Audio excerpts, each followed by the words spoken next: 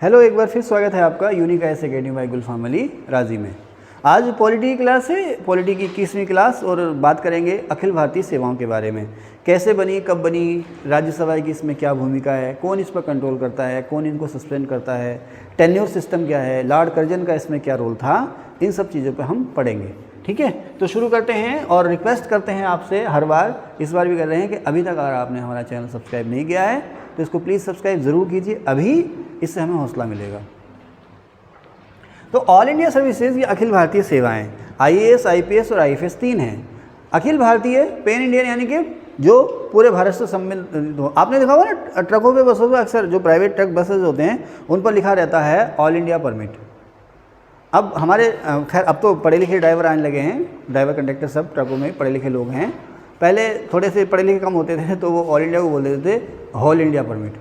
तो होल का मतलब भी सारा ही है, लेकिन एक्चुअली इसका सही शब्द है ऑल इंडिया परमिट। लिखा रहेगा ना ऑल इंडिया परमिट, यानी उनके पास लाइसेंस का भी होता है ना भाई। लाइसेंस का परमिट आपका अपने रीजन में ही, अपने स्टेट में ही होता है ना। किसका लाइसेंस का परमिट बोल दिया मैंने? हथियार का परमिट।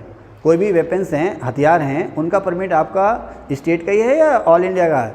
अगर परमिट आपका स्टेट का है और ले गए आप उसे दिल्ली में तो धर लिए जाओगे, हथियार आपका जब्त हो जाएगा। तो ऑल इंडिया माने पूरे भारत से संबंधित, है ना। ट्रकों पे लगा रहता है ना ऑल इंडिया परमिट, वही वाला ऑल इंडिया है। उसी तरह से ऑल इंडिया सर्विस। तो ऑल इंडिया सर्विस का मतलब ये है कि ऐसी नौकरियां जिनमें नियुक्ति पूरे भारत में कहीं भी हो सकती है, या ऐसे सरकारी सेवक जो पूरे भारत में कहीं भी सेवा दे सकते हैं। ओके, तभी तो उनको कहते हैं ऑल इंडिया सर्वेंट। तो इस तरह की जो नौकरियां होंगी उन्हें हम कहते हैं ऑल इंडिया सर्विसेज, हिंदी में कहते हैं अखिल भारतीय सेवाएं। ओके, तो आपसे पूछेगा इस समय ऑल इंडिया सर्विसेज कितनी है?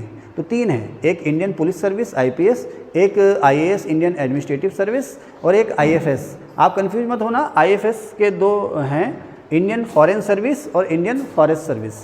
तो जो इंडियन फॉरेन सर्विस या विदेश सेवा है वो सेंट्रलाइज सर्विस है, केंद्रीय सेवा है।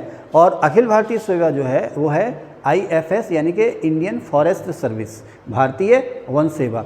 अब एक सवाल आपसे और पूछेगा कि आज़ादी के समय इनमें से कौन सी 2 थी जो ऑल इंडिया सर्विस थी? आईएएस और आईपीएस। आज़ादी के समय केवल आईएएस और आईपीएस ही थी जो ऑल इंडिया सर्विस थी, आईएफएस बाद में बनी। आईएफएस आज़ादी के समय ऑल इंडिया सर्विस नहीं थी, वन सेवा थी तो, लेकिन ये अखिल भारतीय सेवा नहीं थी, आज़ादी के बाद बनी।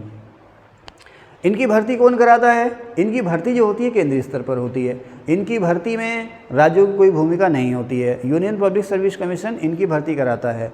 अब जो है कि आईएफएस का एग्ज़ाम अलग होता है और आईएएस आईपीएस का एग्ज़ाम एक साथ ही होता है, आप लोग जानते हो। यूपीएससी जो सिविल सर्विसेज का एग्ज़ाम कराती है उसमें आईएएस आईपीएस दोनों का एग्ज़ाम एक साथ होता है। इन पर कंट्रोल किसका होता है? इसे कहते हैं, इसका कंट्रोल जो होता है वो ज्वाइंट, संयुक्त रूप से होता है। किसका? केंद्र सरकार और राज्य सरकारों का। इस पर तात्कालिक नियंत्रण जो होता है वो राज्य सरकारों का होता है। इमीडिएट कंट्रोल या तात्कालिक नियंत्रण जो होता है वो राज्य सरकारों का होता है। अब यहाँ पर इमीडिएट कंट्रोल या तात्कालिक नियंत्रण से मतलब क्या है कि अगर किसी ऑल इंडिया सर्वेंट का यानी आईएएस आईपीएस या आईएफएस का ट्रांसफ़र आप कर सकते हो, एक से दूसरी जगह भेजना है स्टेट के भीतर, तो आप भेज सकते हो। और अगर सस्पेंड करना है किसी मामले में तो सस्पेंड भी कर सकते हो। आपने सस्पेंड कर दिया तो अब जाँच जो करेगा वो केंद्र करेगा। सस्पेंड के बाद जांच करके जो और पनिशमेंट देना है या नहीं देना है वो केंद्र करेगा। ठीक है, ये इसलिए हम इसको कहते हैं संयुक्त नियंत्रण। इसके प्रमोशन में केंद्र और राज्य दोनों की भूमिकाएं होती है। डीपीसी होती है, डिपार्टमेंटल प्रमोशन कमीशन वगैरह, क्या क्या होता है, नहीं वो तो स्टेट पीसीएस की जो सेवाएं होती हैं उनके लिए होती हैं। ये जो आपका आईएएस आईपीएस और आईएफएस जो हैं इनके प्रमोशन में स्टेट गवर्नमेंट का कोई रोल नहीं होता।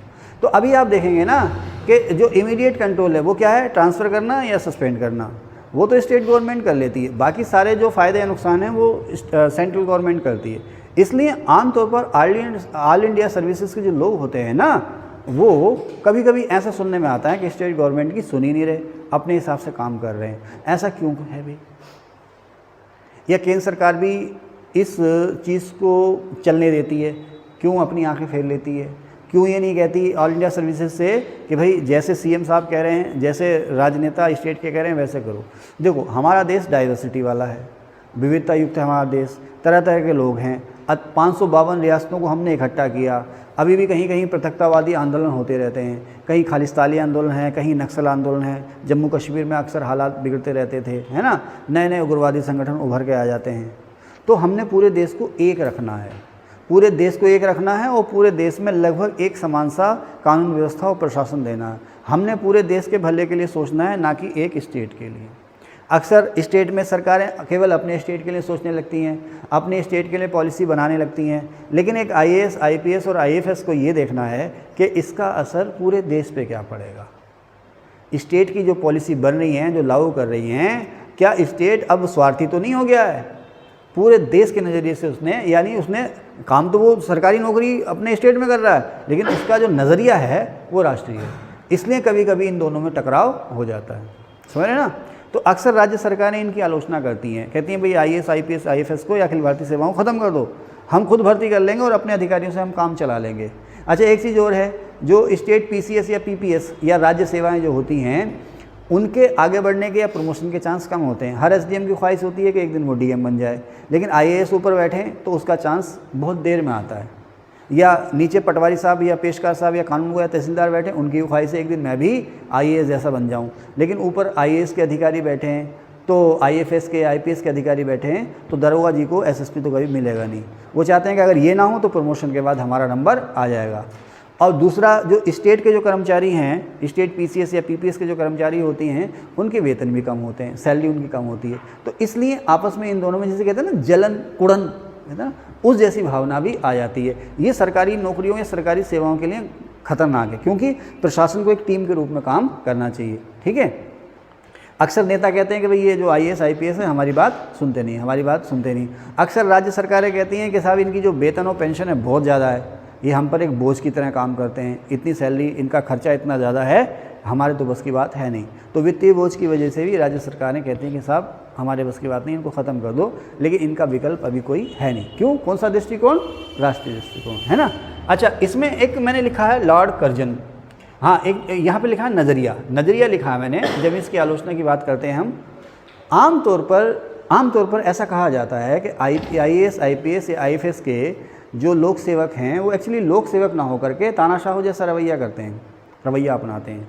जैसे ही वो नौकरी पाते हैं तो उनका जो नज़रिया जो है वो बदल जाता है। ऐसे ही उन पर आरोप लगाए जाते हैं, ऐसा है नहीं, ऐसे उन पर आरोप लगाए जाते हैं कि साहब वो इलीट नवाबों, राजाओं, महाराजाओं जैसा व्यवहार करने लगते हैं, आम जनता से वो दूर हो जाते हैं, वो किसी की सुनते नहीं हैं, राजनेता की या जनता के प्रतिनिधियों की भी नहीं सुनते, ऐसा आरोप लगाया जाता है। लेकिन अब ये धीरे धीरे कम हो रहा है। ठीक है। दूसरा, कहते हैं कि ये संघवाद का उल्लंघन है। संघवाद का कैसे उल्लंघन है कि साहब राज्यों में ये काम करते हैं, लेकिन इस पर भर्ती कौन करा रहा है? केंद्र सरकार। केंद्र सरकार जब मर्जी इन्हें अपने पास बुला ले रही है, और कंट्रोल भी किसका है? अल्टीमेट कंट्रोल किसका है? केंद्र सरकार का है। ठीक है ना। तो संघवाद का उल्लंघन भी इन्हें कहते हैं। हालांकि इनकी फॉर्मेशन संघवाद के नमूने पर हुई है, लेकिन एक्चुअली ये संघवाद का उल्लंघन कर देती हैं। ठीक है। और ये मैंने आपको बता दिया। इसमें एक लॉर्ड कर्जन थे, एक आध बार सवाल आ गया है, एक शब्द आता है टेन्यूर या पदावधि सिस्टम। लॉर्ड कर्जन ने सन 1905 में एक तरीका शुरू किया था। उसने कहा कि जो सचिवालय में जो बैठे हैं या राजधानियों में जो ICS या IPS बैठे हैं, उन्हें फील्ड का तजुर्बा होना चाहिए। आप राजधानी में बैठे हैं और फील्ड के लिए या दूर दराज के गाँव शहरों के लिए पॉलिसीज़ बना रहे हैं, आपको कोई जानकारी नहीं है, उसके बारे में कुछ पता ही नहीं है, आपको उसके बारे में आपको कुछ पता ही नहीं है, तो आप बेहतर पॉलिसी कैसे बना लोगे? एक चीज़। दूसरा, कि राजधानी में कुछ ऐसे अधिकारी कर्मचारी बैठे हैं जो इतने योग्य नहीं हैं जितने होने चाहिए, तो उनसे मुक्ति पाओ, उन्हें कहीं और भेज दो, नौकरी से मत हटाओ, लेकिन उनसे मुक्ति पाओ। तो लॉर्ड कर्जन ने टेन्योर सिस्टम शुरू किया कि जो भी केंद्र में या केंद्र शासन के अधीन या केंद्रीय सचिवालय में नौकरी कर रहे हैं ICS, IPS, उन्हें कुछ समय के लिए फील्ड में भेजा जाएगा, यानी कि राज्यों में भेजा जाएगा। और जो लोग राज्यों में काम कर रहे हैं उन्हें केंद्र की पॉलिसी का, केंद्र में पॉलिसी कैसे बनती हैं उसका अनुभव लेने के लिए केंद्र में भेजा जाएगा। इसको कहा गया था टेन्योर सिस्टम, लॉर्ड कर्जन ने शुरू किया गया था। रोटेशन था ये, अगर आप केंद्र में हैं तो कुछ समय के लिए राज्य में या फील्ड में काम करेंगे, राज्य में है तो कुछ समय के लिए केंद्र में काम करेंगे। ठीक है। आजकल इसको कहा जाता है प्रतिनियुक्ति सिस्टम, प्रतिनियुक्ति कहते हैं इसको। प्रतिनियुक्ति का मतलब ये है कि मान लीजिए IAS या IPS हैं जो भी सेंटर में काम कर रहे हैं, राज्य में आगे काम करने के लिए कुछ दिन के लिए, या जो राज्यों में काम कर रहे हैं वो सेंटर में चले गए काम करने के लिए।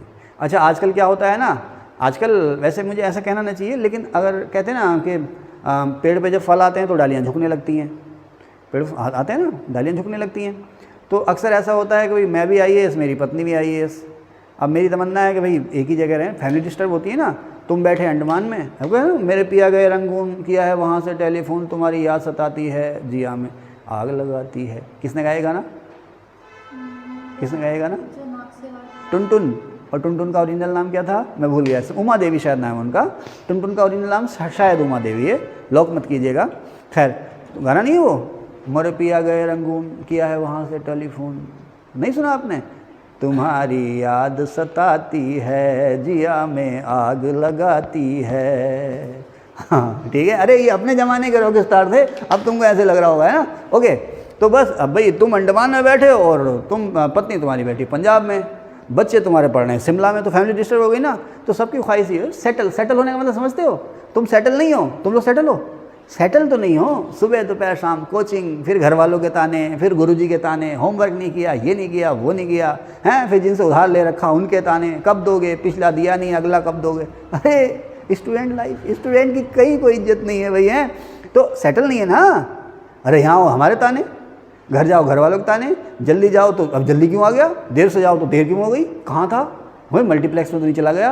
ओके, तो सेटल नहीं हो। सेटल होने का मतलब ये है कि अब आपको एक बेहतर रोज़गार मिल गया, जो पाना चाहते थे वो आपको मिल गया, आप संतुष्ट हो गए उसमें, एक जगह आपने ठिकाना बना लिया, सुबह जाते हो काम पे, शाम को आते हो घर जाके सो जाते हो। सेटल होने का मतलब शादी करना नहीं है। कुछ लोग कहते हैं भाई शादी कर लो सेटल हो जाओ, ना, मैं खुद सेटल हूँ, मेरा रूटीन है, सुबह उठता हूँ, एक बैच पढ़ाता हूँ, अपना ऑफिस जाता हूँ, फिर ऑफिस से आता हूँ, एक बैच पढ़ाता हूँ, घर जाके सो जाता हूँ, सारी टेंशन खत्म, इतना थक जाता हूँ रात को पता ही नहीं चलता मैं सेटल हूँ। शादी नहीं है लेकिन मैं सेटल हूँ, मेरा रूटीन है, सुबह जाऊँगा कुत्ते को सहलाऊँगा, शाम को जाकर कुत्ते को सहलाऊँगा, है ना, उसके साथ थोड़े रहूँगा, सेटल। यही है सेटल। आपका रूटीन जो है फिक्स हो गया, अब इधर उधर भागने लोग ये करना वो करना, तो वो सेटल नहीं है ना। तो सभी लोग सेटल होना चाहते हैं, तो ये लोग भी सेटल होना चाहते हैं, है ना।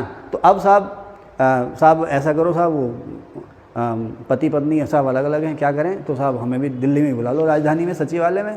तो अब जब दोनों ने आना है सचिवालय में, तो फिर समझ गए ना, पेड़ पे फल लगेंगे तो पेड़ को झुकना पड़ेगा। ये साहब वो मैडम दिल्ली में है, मैं यहाँ हूँ लखनऊ में, तो साहब वो भी यहीं आ जाती टेन्योर पे, तो फिर डाली झुकनी पड़ेगी ना, है ना। हाँ समझे, फिर तो डाली झुकनी पड़ेंगी। साहब उनका प्रमोशन हो गया, मेरा नहीं हुआ, है ना। जैसे अपना उत्तराखंड स्टेट है ना, मुझे तो बड़े अच्छे लगते हैं पहाड़, मुझे कोई भेज दे पहाड़ में चला जाऊँगा, है ना। लेकिन जब अपना यूपी और उत्तराखंड एक था ना, तो पहाड़ पे जो पोस्टिंग मानी जाती थी पनिशमेंट पोस्टिंग मानी जाती थी।